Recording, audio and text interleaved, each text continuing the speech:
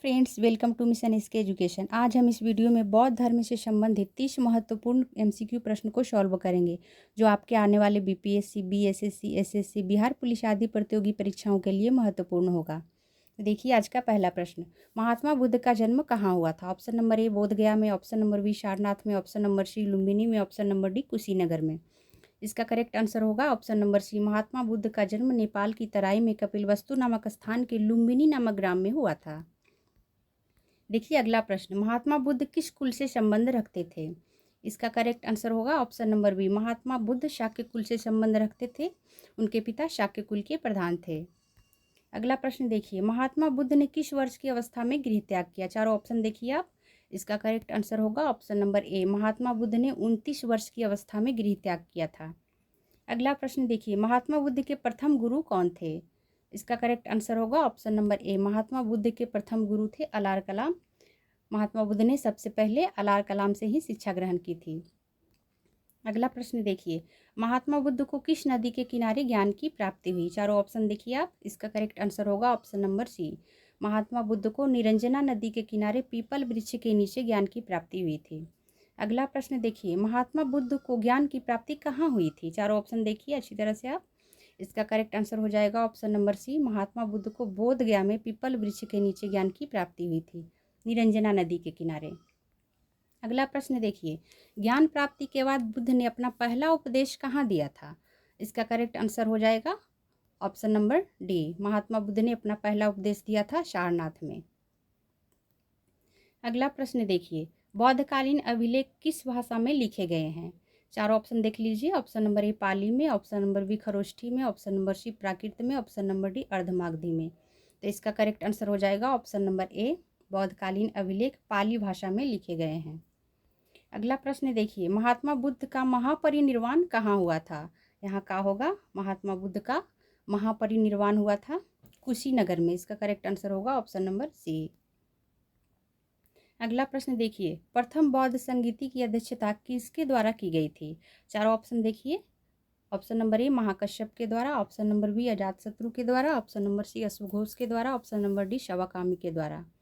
तो प्रथम बौद्ध संगीति की अध्यक्षता महाकश्यप के द्वारा की गई थी। प्रथम बौद्ध संगीति अजातशत्रु के शासनकाल में हुई थी राजगृह में। अगला प्रश्न देखिए, निम्नलिखित में से किसके शासनकाल में द्वितीय बौद्ध सभा का आयोजन वैशाली में हुआ था? इसका करेक्ट आंसर हो जाएगा ऑप्शन नंबर सी, द्वितीय बौद्ध सम्मेलन का आयोजन कालाशोक के शासनकाल में वैशाली में हुआ था। अगला प्रश्न देखिए, बौद्ध धर्म में घोड़ा किसका प्रतीक माना जाता है? इसका करेक्ट आंसर हो जाएगा ऑप्शन नंबर बी, बौद्ध धर्म में घोड़ा त्याग का प्रतीक माना जाता है। अगला प्रश्न देखिए, निम्नलिखित में से किसके शासनकाल में तृतीय बौद्ध सम्मेलन का आयोजन पाटलिपुत्र में संपन्न हुआ? तो तृतीय बौद्ध सम्मेलन का आयोजन पाटलिपुत्र में हुआ था और ये अशोक के शासनकाल में हुआ था और इसके अध्यक्ष थे मोगलीपुत्र तिष्य। अगला प्रश्न देखिए, महात्मा बुद्ध ने अपना पहला धर्म चक्र प्रवर्तन किस स्थान पर दिया? इसका करेक्ट आंसर हो जाएगा option number D, Mahatma Buddha ने अपना पहला धर्म चक्र प्रवर्तन सारनाथ में दिया था। अगला प्रश्न देखिए, बुद्ध ने अपना सर्वाधिक उपदेश दिए थे, कहाँ दिए थे बुद्ध ने अपना सर्वाधिक उपदेश? श्रावस्ती में दिए थे। श्रावस्ती उस समय कौशल की राजधानी थी। चतुर्थ बौद्ध संगीति के अध्यक्ष कौन थे? चारों ऑप्शन देख लीजिए। चतुर्थ बौद्ध संगीति के अध्यक्ष थे वसुमित्र। चतुर्थ बौद्ध संगीति का आयोजन कुषाण वंश का शासक था कनिष्क, उनके शासनकाल में कश्मीर के कुंडल वन में हुआ था और इसके अध्यक्ष थे वसुमित्र। अगला प्रश्न देखिए, महात्मा बुद्ध को निम्नलिखित में से ज्ञान की प्राप्ति हुई थी, कहाँ ज्ञान की प्राप्ति हुई थी? इसका करेक्ट आंसर हो जाएगा ऑप्शन नंबर सी, बोधगया में ज्ञान की प्राप्ति हुई थी। बुद्ध का उपदेश किससे संबंधित है? चारों ऑप्शन देख लीजिए आप। इसका करेक्ट आंसर हो जाएगा ऑप्शन नंबर सी, बुद्ध का उपदेश आचरण की शुद्धता व पवित्रता से संबंधित है। अगला प्रश्न देखिए, देश में निम्न में से किसने मूर्ति पूजा की नींव रखी थी? तो सबसे पहले मूर्ति पूजा की नींव बौद्ध धर्म ने ही रखी थी। इसका correct answer option number B. अगला प्रश्न देखिए, निम्नलिखित में से कौन सा बौद्ध पवित्र स्थल निरंजना नदी पर स्थित है? तो निरंजना नदी पर स्थित है बोधगया और यहीं पे महात्मा बुद्ध को ज्ञान की प्राप्ति हुई थी। अगला प्रश्न देखिए, निम्नलिखित में से कौन सी बात बौद्ध धर्म तथा जैन धर्म में समान नहीं है?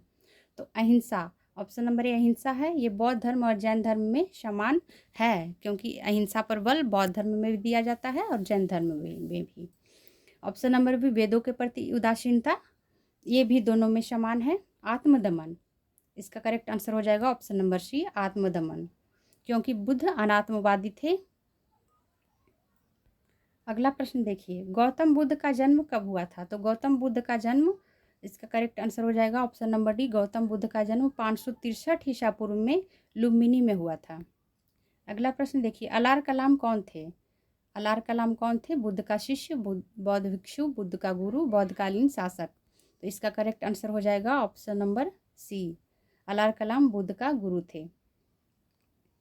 अगला प्रश्न देखिए, बौद्ध धर्म में प्रवेश करने वाली पहली महिला कौन थी?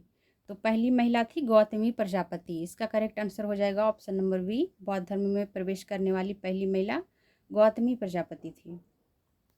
अगला प्रश्न देखिए, प्रथम बौद्ध संगीति राजगृह की सप्तपर्णी गुफा में हुई थी। इस बौद्ध संगीति के बाद किस बौद्ध ग्रंथ की रचना हुई? तो इसका करेक्ट आंसर हो जाएगा ऑप्शन नंबर बी, सुत्त पिटक एवं विनय पिटक की रचना हुई प्रथम बौद्ध सम्मेलन के बाद। अगला प्रश्न देखिए, पाटलिपुत्र में हुई तृतीय बौद्ध संगीति के पश्चात किस बौद्ध ग्रंथ की रचना हुई थी? तो तृतीय बौद्ध संगीति के पश्चात अभिधम्म पिटक की रचना हुई थी। इसी के साथ त्रिपिटक का निर्माण कार्य पूरा हुआ था। अगला प्रश्न देखिए, किस बौद्ध ग्रंथ से संघ जीवन के नियम प्राप्त होते हैं? इसका करेक्ट आंसर हो जाएगा विनय पिटक से संघ जीवन के नियम प्राप्त होते हैं। अगला प्रश्न देखिए, बौद्ध धर्म की सबसे प्रमुख विशेषता जिसने इसके प्रचार में सहायता प्रदान की, वो क्या था? वो था लोक भाषा का प्रयोग। अगला प्रश्न देखिए, बौद्ध संघ में स्त्रियों के प्रवेश की अनुमति बुद्ध द्वारा कहाँ पर दी गई थी? इसका चार ऑप्शन देखिए, ऑप्शन नंबर ए राजगृह में, ऑप्शन नंबर बी पाटलिपुत्र में, ऑप्शन नंबर सी सारनाथ में, ऑप्शन नंबर डी वैशाली में। तो बौद्ध संघ में स्त्रियों के प्रवेश की अनुमति बुद्ध द्वारा वैशाली में दी गई थी। इसका correct answer option number D. आज का लास्ट प्रश्न, बुद्ध के अनुसार निम्नलिखित में से किससे निर्वाण की प्राप्ति होती है?